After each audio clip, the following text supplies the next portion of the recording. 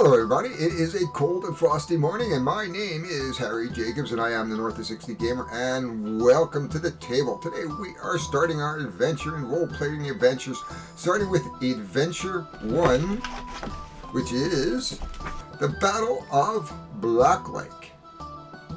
So today we are starting our adventures at the Battle of Black Lake. And you can see the board is all set up behind me. So the first thing we're going to do is look at our backstories. So let's get down to the table and start playing. So you can see here that we're holding our Backstory Codex. This is Naphras, and she is the goddess. So I'm just going to read you a little of the preamble here. I am not going to read the actual backstories. I will flash them up. And the way we're going to run some of these narratives, except for a few maybe, is that I'm going to put them up. I'm going to put a pause in for about 5 seconds, which will take enough time for you to get over, hit the pause button if you want to read some of the narrative. So that is how I'm going to handle it.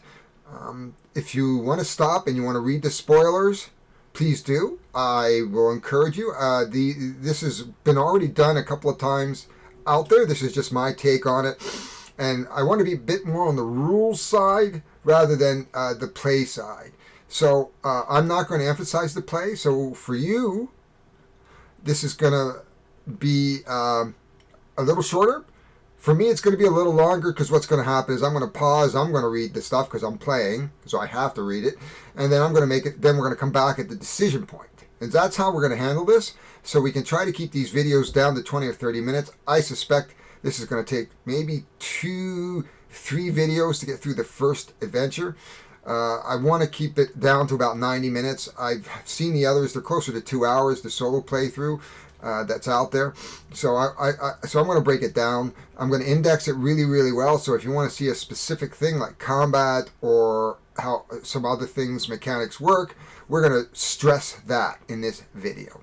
So without any further ado, and somebody already told me some other words that I could use, so we're going to try to substitute that in. But so far I like that because it just becomes a running joke. So anyway, the Backstory Codex.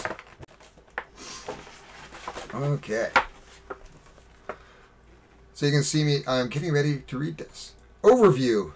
Naphras, the snake-faced goddess of judgment, rules over the realms of dream and memory. She observes all souls in the planar verse to discover the true nature and reward them accordingly. But Naphras is not the goddess of retribution. She does not bring order to the lawless or punishment to the wicked. Instead, the scale-faced one assesses mortal hearts and empowers their owners with appropriate gifts.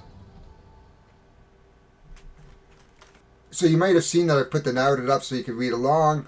The backstory content, this is how you judge your character. And as we saw yesterday, or the last time we did this, we are a celestial and chosen one.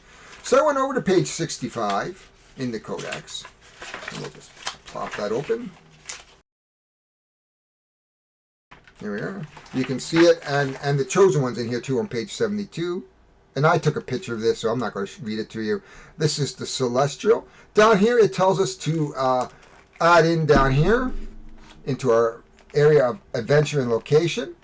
And you can see, if I bring this up, that we match just about every adventure. 2, 2, 4, 4, 7, 7, 9, 10.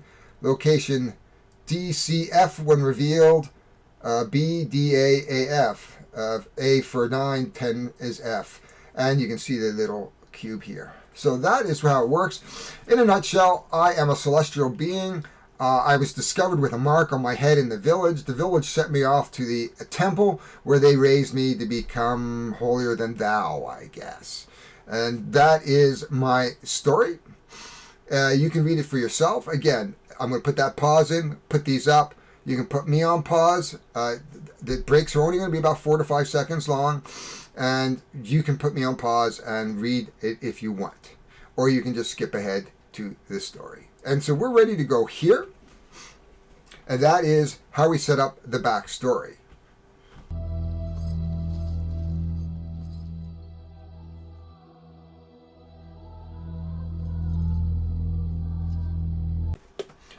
So here we are. This is the Battle of Black Lake by James Ryan. And I'm going to set up the context to this Act 1 story. So let's I'm going to read the narrative here in this case for you. Adventure 1, Battle at Black Lake. Adventure 1, Battle at Black Lake. After 1,000 years of peace, Dragul armies raided from the north, prompting you and every loyal citizen of Nalos to sign up as a soldier of the King's Guard. You have fought long and hard against the North's monstrous generals and their minions. Now, under the command of General Grick, the Dragul armies have been routed from Nalos. But an ogre and his minions still hold camp nearby. Their outpost protects a secret coveted by King Tehran. Your mission is to beast the minions, defeat the ogre, and seize whatever treasures within. To support your efforts, the king has sent Tarek Nerlin, a roguish halfling and Tehran's personal agent, to meet you by the shores of Black Lake. You soon suspect that Tarek knows more of this outpost's secret than he leads you to believe. And that is the opening narrative for the Battle of Black Lake. Now, at this point, I am going to start the adventure. The adventure is going to begin, so I am going to put that up for you, and then I'm going to make a decision at this point. So, let's do that.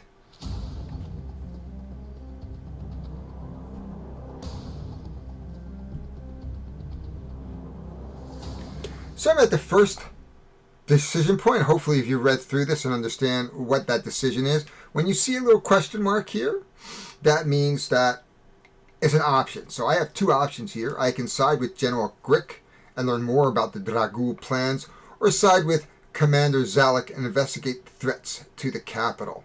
I think I'd like to start with Commander Zalek and investigate threats to the capital. So you can see down here it says Begin 2.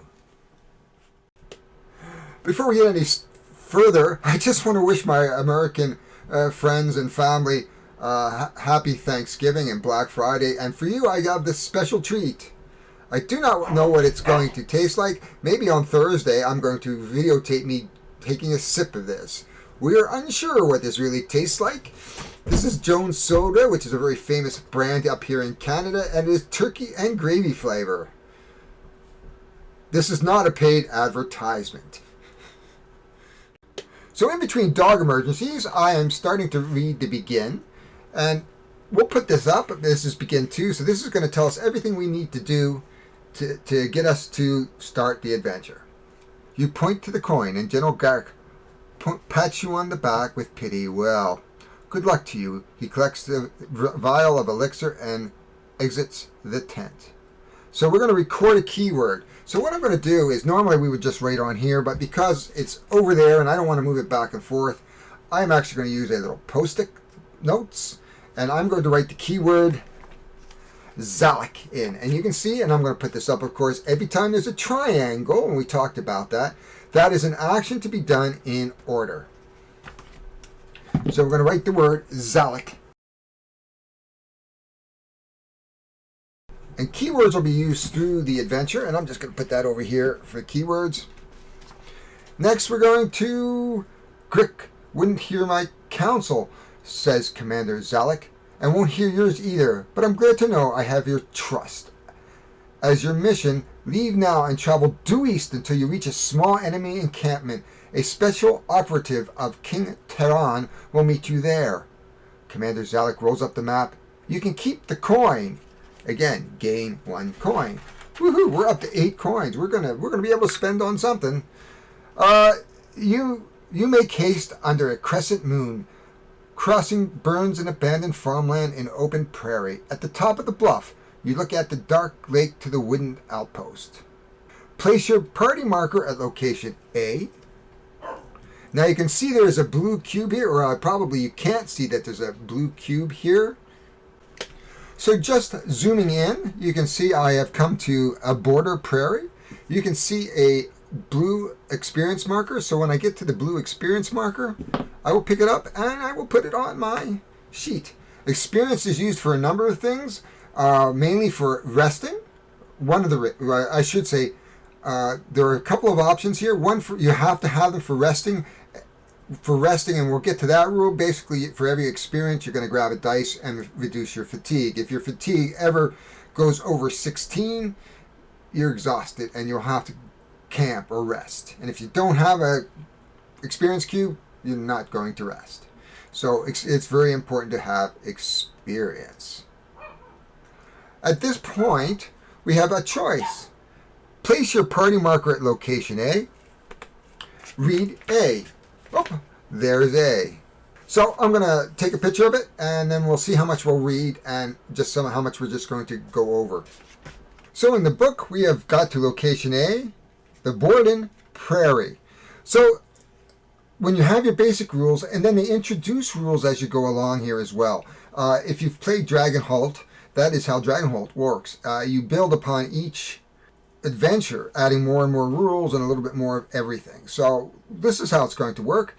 So the first thing we're going to do, if there was an experience there, if you have no experience there, then just go to the objective, is collect the location at this location and continue reading. So we've already collected the experience, as you can see here, so we don't have to do much more here. Then there is a narrative. Then we're going to come up here and talk about discovery cards. So discovery cards are things that you're going to discover in the different areas along the map, and they will help you. I hope they help you. And it says reveal and discover card 65. Now you have to be very, very careful. You can see at the very top it says stop. This is the discovery deck. Do not shuffle. And then we're going to go through here and look for number 65, 64, 65. There we go. So what are we going to discover? Dun, dun, dun. We discover a bluestone fireball. Just a note that when I'm sleeving the monster cards and the minion cards, as well as the reference cards, they are 80 by 120 millimeter. They are the Dixit size game sleeves. So just to let you know, most of the sleeves are just general magic size sleeve or standard size, which is 2.5 by 3.5. Or 63.5 by 88.5 or 89 or 64 by 89, depending on the manufacturer. So hopefully that will help you sleeve, as well as yellows, which is, I think, the small mini Euro. Hopefully that will help you be able to sleeve your cards. So now we've pulled out the discovery card, which is number 65, of course, the Bluestone Fireball. Items can be used at locations. When using an item, each player may place a stamina in their fatigue box with the supply equal to the cost listed on the card. So this one will cost us 1 stamina, and you can see that right there. At this point, we can use an item or move to another location, and then we're going to resolve encounters. So at this point in time, we would pull out our encounter book.